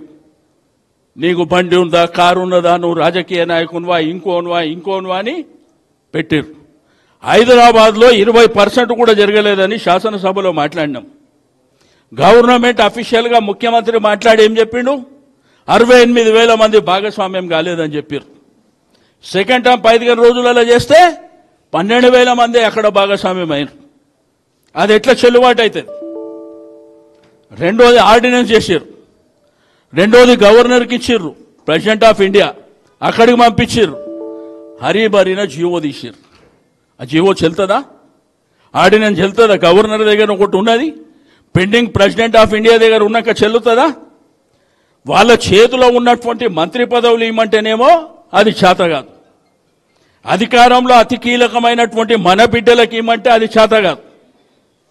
చైర్మన్లు ఇచ్చేది లేకపోతే వాళ్ళకు అవకాశాలు కల్పించే దాంట్లోనేమో అవి చేత కాదు. అది చేత కాదని మీకు కూడా తెలిసినా మాట్లాడలేకపోతున్నారు. ఇటువంటి ఉద్యమాలు వద్దు. ఉద్యమాలు పోరాటం చేయనీకే మేము రావాలనుకుంటే, మేము కావాలనుకుంటే డెఫినెట్గా మేము కూడా రోడ్డు మీద వచ్చి కొట్లాడతాం. నిజమైనటువంటి ఉద్యమం చేయండి. రేపు కూడా మా వర్కింగ్ ప్రెసిడెంట్ గారు ఇప్పుడు చెప్తారు. చెప్పిన తర్వాత మేము రియాలిటీగా పోరాటం చేస్తాం రోడ్డు మీదకి వచ్చి. మాకు ఏ భేషజాలు లేవు. కేసీఆర్ గారు బడ్జెట్లో కానివ్వండి, బీసీలను పైకి తీసుకురావడంలో గురుకుల పాఠశాలలు ఎన్ని పెట్టిరు? దాంట్లో ఏ బిడ్డలు చదువుకున్నారు? ఈరోజు రైతు బంధు ఇస్తే అధిక భాగం రైతు ఎవరికి భూములు ఉన్నాయి? ఈ బీసీ బిడ్డలకే భూములు ఉన్నాయి 70%. వాళ్ళకి దొరకలేదా? కళ్యాణ లక్ష్మి పెడితే ₹1,00,000 కళ్యాణ లక్ష్మి పెడితే అధిక భాగాన ఉన్నటువంటిది మన బిడ్డలే. ఇట్లా సంపూర్ణమైనటువంటి కార్యక్రమాలు మన ప్రభుత్వం చేసింది. నేను ఒక్కటే చెప్తా, ఈరోజు ఉస్మానియా యూనివర్సిటీ అనేది మన యొక్క రాష్ట్రం, దేశం కాదు, ప్రపంచంలోనే ఉస్మానియా యూనివర్సిటీ అనేది మరి అతి ప్రాధాన్యత ఉన్నటువంటి యూనివర్సిటీలో ఆ వైస్ ఛాన్సలర్ రవీందర్ యాదవ్ గారికి ముఖ్యమంత్రి గారి దగ్గరికి నేనే తీసుకుపోయి రిప్రజెంటేషన్ ఇచ్చిన. అన్న, మా బిడ్డలకు అవకాశం రాలే, ఒక జనగాంలో మారుమూల పల్లెల్లో పుట్టినటువంటి వ్యక్తి ఈరోజు వైస్ ఛాన్సలర్ కాంపిటీషన్లో ఉన్నాడంటే నీకెందుకు, నేను చేస్తున్నా పో అని చెప్పి ఒక్క మాట మీద అంత ప్రెస్టీజియస్ యూనివర్సిటీకి మరి అక్కడ రవీందర్ యాదవ్ గారిని చేసినటువంటిది కూడా మన కళ్ళారా చూసినాం. కాబట్టి నేనేమంటా అంటే, ఎవరు ఏది ఉన్నా కానీ తప్పకుండా మన బిడ్డల కోసం మీరు కొట్లాడుతున్నారు, అనేక ప్లాట్ఫామ్ మీద కొట్లాడుతున్నారు. కానీ ఆ కొట్లాడే దాంట్లో ఏంటంటే మన వాళ్ళ మీదనే మనం విమర్శలు చేసుకునేటువంటిది కూడా మీరే చేస్తున్నారు. మంచో చెడో కొట్లాడదాం, 100% కొట్లాడుకుంటూ ముందుకెళ్దాం.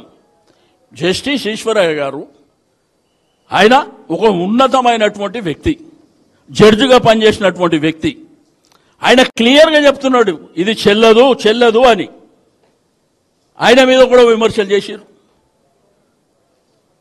కాబట్టి నిజమైనటువంటి పోరాటాన్ని మీరు ప్లాన్ చేయండి.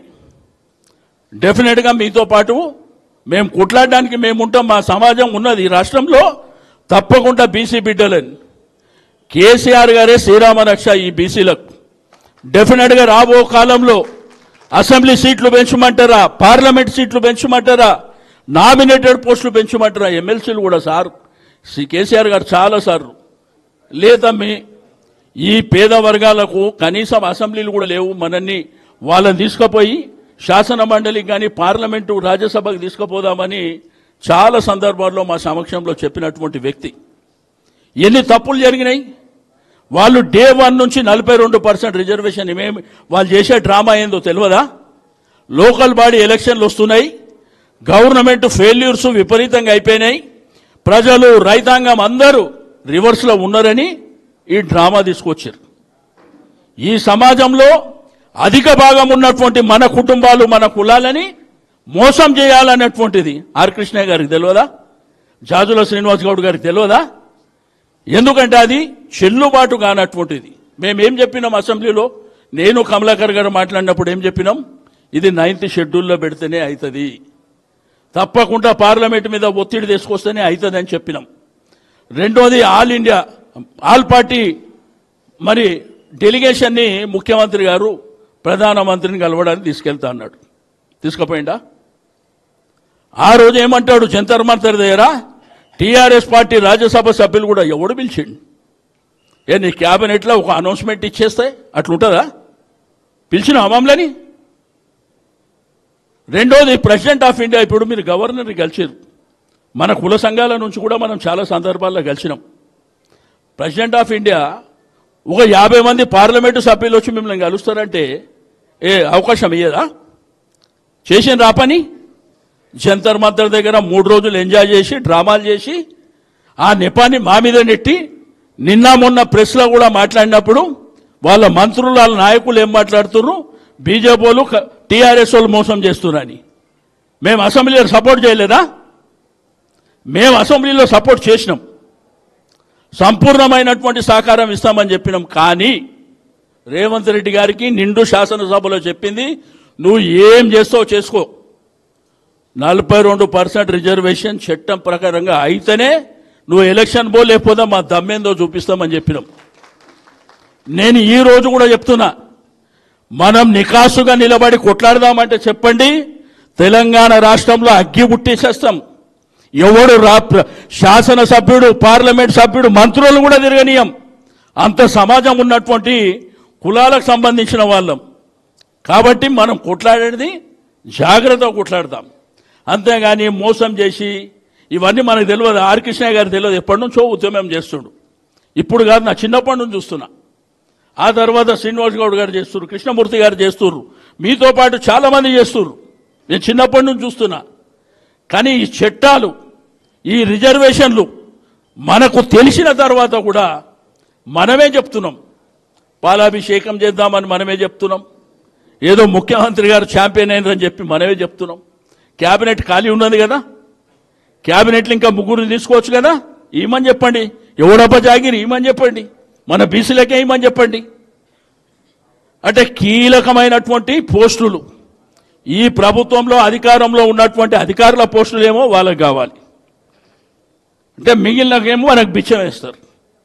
మనం అడుగుతుంది ఇప్పటి నుంచి బిచ్చం కాదు, మనకు రైట్ రాయల్గా మన హక్కు.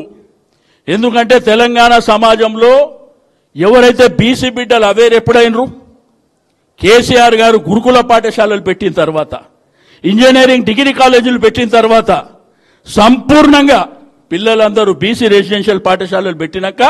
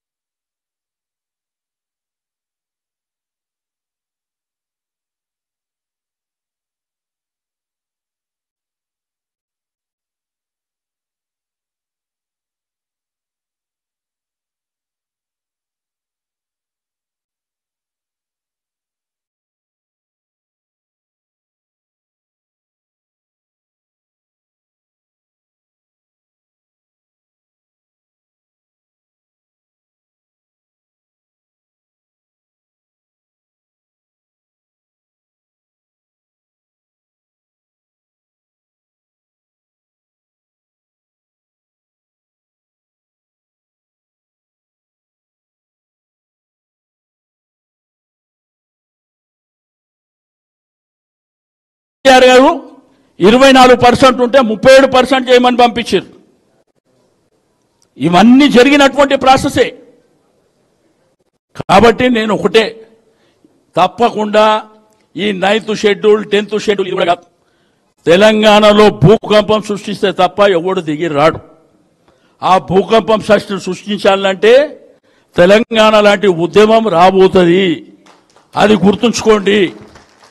కాబట్టి నేను దయచేసి మా పార్టీ పరంగా మేమున్నాం. నేను అడుగుతా, ఈరోజు రాజకీయంలో రాష్ట్రంలో ఎన్ని పార్టీలు ఉన్నాయండి? మేమున్నాం, కాంగ్రెస్ ఉన్నాం, బీజేపీ ఉన్నాడు, ఇంకా చిన్న చిన్న చితకా పార్టీలు ఉన్నాయి. మా దగ్గర ఉన్నటువంటి బీసీ లీడర్షిప్ ఏముందని నేను ఉందా? 50 మంది స్టాల్వర్డ్స్ వెళ్తారు ఇళ్ళకి. మా యువకులు ఉన్నారు, అంతా విద్యార్థి ఉద్యమం. మా గెలుసీను చూస్తారు కదా, ఎప్పుడు పోలీస్ స్టేషన్లోనే. ఇట్లా బాలరాజ్ యాదవ్ ఉన్నాడు, ఇట్లా చాలా మంది, ఉపేందర్ ఉన్నాడు, ఎంతమంది ఉన్నారు మా దగ్గర ఉన్న శక్తి ఏ పార్టీకి ఉందా? ఎవరికన్నా ఉందా? లేనే లేదు. కాబట్టి కేసీఆర్ గారు 10 ఏళ్ల నుంచి మమ్మల్ని ఇట్లా అడుక్కోమని చెప్పలే, మేము అడుక్కునేదాకా ఆయన అవకాశం ఇయ్యలే.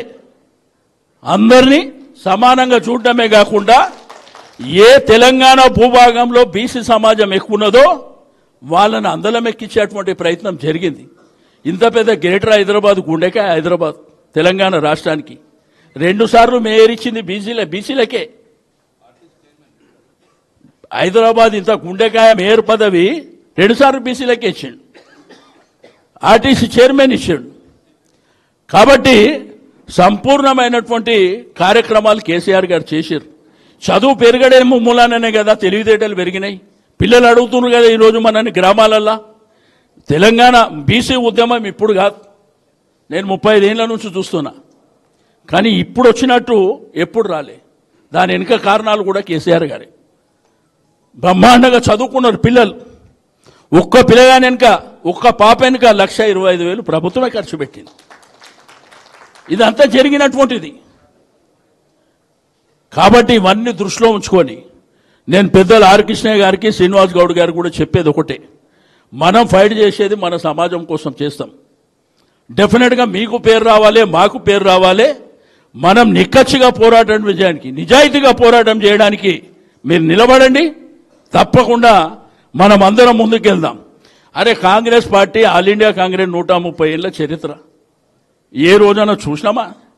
అసలు బీసీలను పైకెదిగేటువంటి ఎవరిని అడిగినా చెప్తారు కదా, ఏ పార్టీ ఆ పార్టీ అంటే ఒకటే కులం పార్టీ అని చెప్తారు. అది మనకు తెలియదా? వాళ్ళకు ఉంటుంది కడుపులో ఒకటి బయట ఒకటి. కాబట్టి మన కడుపులా బయట పెట్టుకొని కోసేటువంటి ప్రయత్నం ఆడ జరుగుతుంది. కాబట్టి ఎవడో విషయం ఇచ్చేదేంది, ఎవరిని అడిగేదేంది, అడుక్కునేదేంది? తప్పకుండా సమాజాన్ని లేపుదాం, కొట్లాడదాం, కొట్లాడి సాధిద్దామని చెప్పి తెలియజేస్తూ సెలవు తీసుకుంటాం.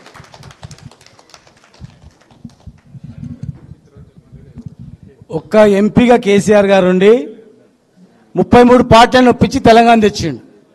ఇలా 240 మంది ఎంపీలు ఉన్నారు కాంగ్రెస్ కూటమి. ఒక్క మాట అయినా మాట్లాడిందా? దయచేసి ఆలోచన చేయండి. అన్ని సంఘ నాయకులు బీసీ ప్రధానమంత్రి అన్నారు. మరి ఆ బిల్లు అక్కడ ఉంది ప్రెసిడెంట్ ఆఫ్ ఇండియా దగ్గర, ఏందని పిలిచిండ్రా? లేదు. కనుక ఇలా మేము కట్టుబడి ఉన్నాం. ఇంతకుముందు నారాయణ గారు కూడా చెప్పారు, ఈ టీఆర్ఎస్ పార్టీలో ఉన్నటువంటి బలమైనటువంటి వ్యక్తులు బీసీ వర్గం ఎక్కడ లేదని కూడా చెప్పిండ్రు. అది దయచేసి దాన్ని గమనించాలని తెలియజేస్తూ ఇప్పుడు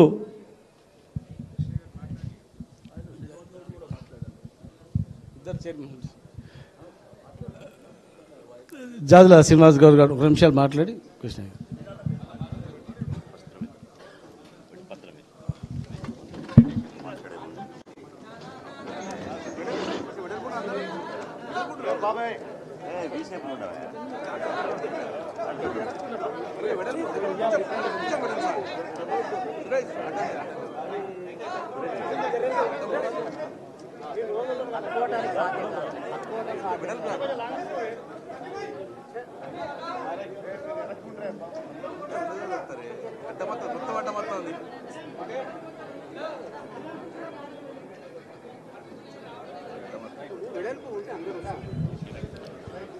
ఇప్పుడు జాజుల శ్రీనివాస్ గౌడ్ గారు 2 నిమిషాలు మాట్లాడు.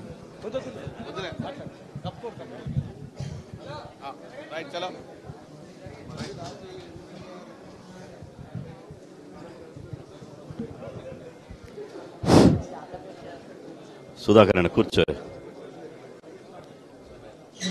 ఈరోజు తెలంగాణ రాష్ట్రంలో బీసీలకు విద్యా, ఉద్యోగ, రాజకీయ రంగంలో 42% రిజర్వేషన్లు పెంచాలనే ప్రధాన డిమాండ్ తోటి ఈ నెల 18న తెలంగాణ రాష్ట్ర బంద్కు పిలుపు ఇవ్వాలని చెప్పి మా బీసీ జేఏసీ ఒక నిర్ణయం తీసుకుంది. అందులో భాగంగా ఈ బంద్కు మద్దతుగా రాష్ట్రంలో ఉన్నటువంటి అన్ని ప్రధాన రాజకీయ పార్టీలను కలిసి విజ్ఞప్తి చేయాలనే ఒక ఉద్దేశంతో ఇవాళ జేఏసీ చైర్మన్ కృష్ణన్న గారు, కో చైర్మన్ నారగోని గారు, రాజారాం యాదవ్ గారు, దాస్ సురేష్ గారు, మిగతా బీసీ కుల సంఘాల పెద్దలమందరం, కోఆర్డినేటర్లు అందరం కలిసి ఈరోజు టీఆర్ఎస్ పార్టీ వర్కింగ్ ప్రెసిడెంట్ అయినటువంటి గౌరవ కేటీఆర్ గారికి, అదేవిధంగా మా బీసీ పెద్దలు మధుసూదన్ గారు, సీనన్న గారు, ఇంకో సీనన్న గారు, రవిచంద్రన్న గారు, గంగులన్న గారు, లింగయ్య యాదవ్ అన్న గారు, చెరుకు సుధాకర్ గారు, మొత్తం అందరికీ ఇవ్వాలనే ప్రధాన ఉద్దేశంతో వచ్చి ఈరోజు ఇవ్వడం జరిగింది. ప్రధానంగా ఒకటి గుర్తు చేసుకోవాలి, 2006లో అప్పుడు కేసీఆర్ గారు ఉద్యమ నాయకులు. 2006లో కేంద్రీయ విద్యా సంస్థల్లో ఓబీసీలకు 27% రిజర్వేషన్ పెడితే ఆ రిజర్వేషన్ వ్యతిరేకిస్తూ ఢిల్లీ నుంచి గల్లీ వరకు దేశవ్యాప్తంగా రిజర్వేషన్ వ్యతిరేకులు కోర్టులను వేదికలుగా చేసుకొని రిజర్వేషన్లు అడ్డుకుంటే ఆ రోజు కూడా బీసీ సంఘాలుగా ఆ రోజు ఉమ్మడి ఆంధ్రప్రదేశ్ ప్రత్యేక తెలంగాణ కాలే. ఆ రోజు 2006లో కృష్ణన్న గారు మేము ఇదే భవన్లో గౌరవ మాజీ ముఖ్యమంత్రి కేసీఆర్ గారిని కూడా కలవడం జరిగింది. దాదాపు మాతోటి 6 గంటల సేపు సుదీర్ఘంగా చర్చించడం జరిగింది. వారు ఒక మాట చెప్పారు మాకు అప్పుడు, దేశంలో భారతదేశంలోనే అప్పుడు 28 రాష్ట్రాలు, ఇప్పుడు 29 రాష్ట్రాలు. 28 రాష్ట్రాల్లో ఒక రాష్ట్రంలో ఒక రిజర్వేషన్ల విధానం అంటే దేశమంతా ఒకే తీరుగా ఉండాలి. కానీ ఒక రాష్ట్రంలో 69% రిజర్వేషన్లు ఎట్లుంటాయి, ఇంకొక రాష్ట్రంలో 50% రిజర్వేషన్లు ఎట్లుంటాయి, జనాభా ప్రాతిపదికన రిజర్వేషన్ ఉండాలి కదా. కాబట్టి భారతదేశంలో చూస్తే ఎస్సీ ఎస్టీ బీసీ మైనార్టీలు కలిపితే 90% అవుతారు. అత్యధిక జనాభా ఉన్నటువంటి రాష్ట్రం తెలంగాణ రాష్ట్రం అవుతుంది. కాబట్టి ఆ తెలంగాణ వచ్చిన తర్వాత తమిళనాడు రాష్ట్రంలో ఎట్లయితే 69% రిజర్వేషన్లు ఉన్నాయో ఆ 69% రిజర్వేషన్లను మనం సాధించుకుందామని చెప్పి ఆ రోజు గౌరవ మాజీ ముఖ్యమంత్రి కేసీఆర్ గారు మాతో చెప్పడం జరిగింది. కాబట్టి మీ 27% రిజర్వేషన్ల బంద్కు మేము మద్దతు ఇస్తామని చెప్పి మద్దతు ఇచ్చారు, సంపూర్ణంగా మద్దతు ఇచ్చారు.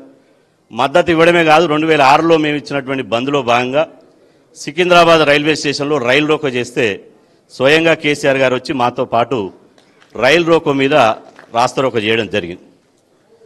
ఇదంతా ఎందుకు చెప్తున్నామంటే కేసీఆర్ గారు అప్పుడే ఒక సందర్భంలో, అప్పుడా బహుశా ముందా, పర్యాద కృష్ణమూర్తి అని టీఆర్ఎస్ పార్టీలో పెద్ద సీనియర్ లీడర్, ఆ తర్వాత జల్లి సిద్ధయ్యనా జల్లి కనకయ్యనా, జల్లి సిద్ధయ్య పర్యాద కృష్ణమూర్తి తోటి ఒక బీసీల యొక్క సమగ్ర సామాజిక సమస్యల మీద ఒక కమిటీ వేశారు టీఆర్ఎస్ పార్టీ నుంచి. దీని మీద అధ్యయనం చేయండి, మన పార్టీలో కూడా ఒక విధానం ఉండాలి, రేపు భవిష్యత్తులో తెలంగాణలో అధికారంలోకి వచ్చినప్పుడు బీసీలకు ఏం చేయాలనే దాని మీద మనం ఇప్పుడే ఒక అధ్యయనం చేయాలనుకున్నప్పుడు అధ్యయనం చేశారు. పర్యాద కృష్ణమూర్తి మమ్మల్ని కలిసి మా దగ్గర వివరాలను సేకరించి టీఆర్ఎస్ పార్టీని ఒక రిపోర్ట్ ఇవ్వడం జరిగింది కేసీఆర్ గారికి. ఆ రిపోర్ట్లో ప్రధానంగా బీసీలకు విద్యా ఉద్యోగ రాజకీయ రంగాల్లో 44% రిజర్వేషన్లు ఇవ్వాలి అని చెప్పి ఒక రిపోర్ట్ ఇవ్వడం జరిగింది. అది పెద్దలు అందరికి తెలిసి ఉండాలి, ఎందుకంటే మా గురించి ఆలోచించారు కాబట్టి మేము గుండెలో పెట్టుకున్నాం. ఆ రోజు 44% టీఆర్ఎస్ పార్టీ ఆధ్వర్యంలో చేసినటువంటి ఆ 44% నుంచి ఆ రోజు నుంచి కొట్లాట జరుగుతుంది. 44% కావాలి, 44% కావాలని, ఆ తర్వాత కులగణన చేయాలని. బీసీ సంఘాలుగా మా బాధ్యత, ఏ ప్రభుత్వం కానీ ఏ పార్టీ కానీ బీసీలకు మేలు చేసినప్పుడు మేలు చేసింది అంటాం. బీసీ కులాలకు ఆత్మగౌరవ భవనాలు పెట్టినప్పుడు కేసీఆర్ గారికి ధన్యవాదాలు తెలిపినాం. బీసీ కులాలకు ఒకేసారి 300 రెసిడెన్షియల్ పాఠశాలలు పెట్టినప్పుడు ధన్యవాదాలు తెలిపినాం. బీసీలకు చట్టసభల్లో రిజర్వేషన్లు కావాలని పెట్టినప్పుడు ధన్యవాదాలు తెలిపినాం. కానీ మా జీవితంలో అగ్రకుల ముఖ్యమంత్రులకు ఎవరికి పూలాభిషేకాలు పశుపాభిషేకాలు చేయకూడదు కూడా. ప్రభుత్వం ఏదైనప్పటికీ బీసీలకు కొంత మేలు జరిగేటువంటి విషయంలో ప్రభుత్వం చేస్తా అంటే స్వాగతిస్తాం, చేయాలని డిమాండ్ చేస్తాం. ఖచ్చితంగా ఇలా 42% రిజర్వేషన్ల గురించి మరొకసారి 2006లో జరిగిన బంద్ మళ్ళా తెలంగాణలో ఎందుకు బంద్ పిలిపిస్తున్నాం? ఈ బంద్ అనేది వ్యక్తుల ప్రయోజనాల కోసం కాదు, ఇది 2.5 కోట్ల మంది బీసీల ప్రయోజనాల కోసమే ఇంత కఠినమైన నిర్ణయం తీసుకున్నాం. 42% రిజర్వేషన్లు వచ్చే వరకు వెనుకడిగేసేది లేదు. దానికి కేసీఆర్ గారు ఆ రోజు ఎట్లయితే 2006లో బంద్కు మద్దతు తెలిపి స్వయంగా పాల్గొన్నాడో, ఇవాళ కేసీఆర్ గారి తరపున వాళ్ళ వారసుడు మన యువ నాయకుడు రామన్న కూడా మద్దతు ఇస్తాడని చెప్పి టీఆర్ఎస్ భవన్కి వచ్చి విజ్ఞప్తి చేస్తున్నామని చెప్పి ఈ సందర్భంగా తెలియజేస్తున్నాం. ఈరోజు వాస్తవంగా 2 నిమిషాల్లో నేను చెప్పే ప్రయత్నం చేస్తా. దేశంలో బీసీలకు జరుగుతున్న అన్యాయం ఏ సామాజిక వర్గానికి జరగడం లేదు. ఎందుకంటే ఈ దేశంలో బీసీలకు పుట్టడంగా పాపమైందా శాపమైందా మాకు తెలియదు, కానీ ఎస్సీలకు ఎస్టీలకు జనాభా ప్రకారం ఉంటాయి, చివరికి అగ్రవర్ణాలకు కూడా జనాభా ప్రకారం ఉంటాయి. జనాభా ఉండి కూడా జనాభా ప్రకారం రిజర్వేషన్ లేనటువంటి ఏకైక సామాజిక వర్గం బీసీ. మరి ఈ దేశానికి పట్టడన్నం పెట్టినాం, ఉత్పత్తి చేసినాం, సేవ చేసినాం, వృత్తి చేసినాం, ఎవరిని వ్యతిరేకంగా పోలే. మేము ఇప్పటికి కూడా ఈ జేఏసీ ఏ పార్టీకి అనుకూలం కాదు, ఏ పార్టీకి వ్యతిరేకం కాదు. ఇది బీసీల ప్రయోజనాల కోసం కొట్లాడుతున్నాం. ఈ సందర్భం లోపల కులగణన చేస్తామని కాంగ్రెస్ పార్టీ 42% రిజర్వేషన్లు ఇస్తామని చెప్పింది. ఏ ప్రతిపక్షన చెప్పిందో మాకు తెలియదు. కాబట్టి ఆ 42% రిజర్వేషన్ అమలు కోసం కాంగ్రెస్ ప్రభుత్వం అధికారంలోకి వచ్చినాక కులగణన చేయాలని స్కిప్ చేసిపోయే ఒక అవకాశం ఉంది. కానీ మేము గట్టిగా ఫైట్ చేసినాం. కులగణన చేయకుండా మీరు ఇచ్చిన 42% రిజర్వేషన్ అమలు చేయకుండా ఎన్నికలకు పోతే మాత్రం బీసీలు ఊకోరు, అగ్గి రాజేస్తారని చెప్పినాం. ఆ తర్వాత ప్రభుత్వం వెనుక పోయి కులగణన చేసింది, డెడికేటెడ్ కమిషన్ చేసింది. సరే, అటు ఇటు ఏదైందో అది ఇక అధికార పార్టీ ప్రతిపక్షాలు అన్నప్పుడు విమర్శలు, ప్రతి విమర్శలు సహజం. మళ్ళీ మేము దాన్ని జోలిగోం. కానీ 42% రిజర్వేషన్లు డెడికేటెడ్ కమిషన్ నిర్ధారించిన తర్వాత స్థానిక సంస్థల ఎన్నికలకు పోవాలన్న సందర్భం లోపల ఇది హైకోర్టులో కొంతమంది రెడ్డి జాగృతికి సంబంధించిన వాళ్ళు కేసులు వేశారు. రెడ్డి జాగృతికి సంబంధించిన వాళ్ళ కేసులు వేసినటువంటి ఆరోపణ ఏంటి అంటే 3 ఆరోపణలు చేశారు. ఒకటి, 50% సీలింగు దాటొద్దు అని. 50% సీలింగ్ అనేది డాక్టర్ బిఆర్ అంబేద్కర్ రాసినటువంటి రాజ్యాంగంలో 50% సీలింగ్ అనేది ఎక్కడ లేదు. ఒకటి. రెండోది, 50% సీలింగ్ అనేది పార్లమెంట్లో కూడా చట్టం కాలే. 2. మూడోది, వాళ్ళు చెప్పేది ఏంటంటే 1992లో ఇందిరాసాని కేసులో ఏదైతే భారతదేశంలో ఇందిరాసాని కేసు అనేది ఒక 9 మంది జడ్జిల ఒక కేసు ఉంది. ఆ ఇందిరాసాని కేసులో 50% రిజర్వేషన్ దాటొద్దన్నారు కాబట్టి మేము దాటని ఏమంటారు. ఇందిరాసాని కేసు అప్పుడు 1992లో భారతదేశ జనాభా 70 కోట్లు, ఇప్పుడు 142 కోట్లు. 1992లో 70 కోట్లు అయితే సగ జనాభా పెరిగింది. అందులో పెరిగింది ఎక్కువ ఎవరు పెరిగిందంటే బీసీ, ఎస్సీ, ఎస్టీలు పెరిగింది. తర్వాత 2010లో Krishnamurthy versus union of India కేసులో కూడా 50% సీలింగ్ దాటొద్దని చెప్పింది. 2021లో కూడా వికాస్ రావు గవాలి వర్సెస్ మహారాష్ట్ర గవర్నమెంట్ విషయంలో కూడా 50% దాటొద్దని చెప్పింది. కానీ ఈ 3 కేసులలో మా కేటీఆర్ అన్నకు విజ్ఞప్తి చేసేది ఏంటంటే ఈ 3 కేసులలో కూడా ఒక జడ్జిమెంట్లో ఒక పేరా ఇచ్చింది. అసాధారణమైన పరిస్థితుల్లో సామాజిక స్థితిగతులను బట్టి జనాభా గనుక ఎంపారికల్ డేటా గనుక డెడికేటెడ్ కమిషన్ ద్వారా ట్రిబుల్ టెస్ట్ ద్వారా నిర్ధారించగలిగితే ప్రత్యేక పరిస్థితుల్లో రిజర్వేషన్లు పెంచుకోవచ్చు అని చెప్పింది. ఈ అంశాన్ని ఎవరు చెప్తలేరు. 50% అని చెప్తారు. ఒకటి, ఈ అసాధారణ పరిస్థితుల్లో పెంచుకునే అవకాశం ఒకటి ఉంది. రెండోది, కోర్టు తీర్పులు అనేది ఒక చట్టం కాదు. కోర్టు తీర్పులు సామాజిక పరిస్థితులను బట్టి వాతావరణం బట్టి సమీక్షించుకొని మార్పులు చేసుకోవచ్చు, చేర్పులు చేసుకోవచ్చు, లేకపోతే దాన్ని రద్దు చేసి ఇంకో కొత్త జడ్జిమెంట్ ఇవ్వచ్చు. ఈ అవకాశం ఈ దేశంలో కోర్టులు ఇవ్వడం లేదు. అంటే బీసీల పక్షాన కోర్టులు లేవని రూఢి అయిపోయింది. ఆ తర్వాత ఇక ప్రభుత్వాలు ఏంటంటే అడగాల్సిన వాడేమో అడుగుతలేడు, చేయాల్సిన వాడేమో చేస్తలేడు. అడగాల్సిన వాడు ఎవడో మీకు తెలుసు, చేయాల్సిన వాడెవడో మీకు తెలుసు. కాబట్టి అడగాల్సిన వాడు అడగాలన్నా, చేయాల్సిన వాడు చేయాలన్నా, రిజర్వేషన్ వ్యతిరేకుల బుద్ధి మారాలన్నా, అదేవిధంగా కోర్టులు తమ అటిట్యూడ్ను చేంజ్ చేసుకోవాలన్నా. ఎందుకంటే కులగణన ఉన్నప్పుడు అదే తీర్పులు ఇస్తాం, కులగణన లేనప్పుడు అదే తీర్పులు ఇస్తామంటే కులగణన ఎందుకు? ఎస్సీ ఎస్టీలకు జనాభా ప్రకారం ఇచ్చి అగ్రవర్ణాలకు 10% ఎప్పుడైతే రిజర్వేషన్లు వచ్చినాయో 50% సీలింగ్ అనేది 60% అయిపోయింది. ఈడబ్ల్యూఎస్ రిజర్వేషన్లు ఇచ్చినప్పుడు కనపడనటువంటి 50% సీలింగు బీసీలకు ఇచ్చినప్పుడు మాత్రమే కనపడుతున్నది. అంటే ఈ దేశంలో బీసీలకు ఎంత అన్యాయం జరుగుతుందో ఒకసారి ఇవాళ బీసీలు తెలంగాణ రాష్ట్రంలో భారతదేశంలో శోభిస్తున్నారు, అన్యాయానికి గురవుతున్నారు. కాబట్టి ఈ సమయం లోపల మళ్ళీ ఒక ఉద్యమ కార్యాచరణ తీసుకొని ఇవాళ ఈ హైకోర్టు తీర్పులు అనేది మళ్ళా పునఃసమీక్షించాలి. సుప్రీంకోర్టులో రేపో మాపో మళ్ళా ఒక కేసు రాబోతుంది. నిన్ననే మధ్యప్రదేశ్ స్టేట్ కూడా మహారాష్ట్రంలో కూడా జనాభా ప్రకారం రిజర్వేషన్ ఇవ్వాలని వాళ్ళు సుప్రీంకోర్టు చేశారు, వాళ్ళు కేసు వేసారు, సుప్రీంకోర్టులో కూడా నడుస్తుంది. కాబట్టి గతంలో ఇదంతా ఎందుకు చెప్తున్నా అంటే గతంలో కేసీఆర్ గారు మా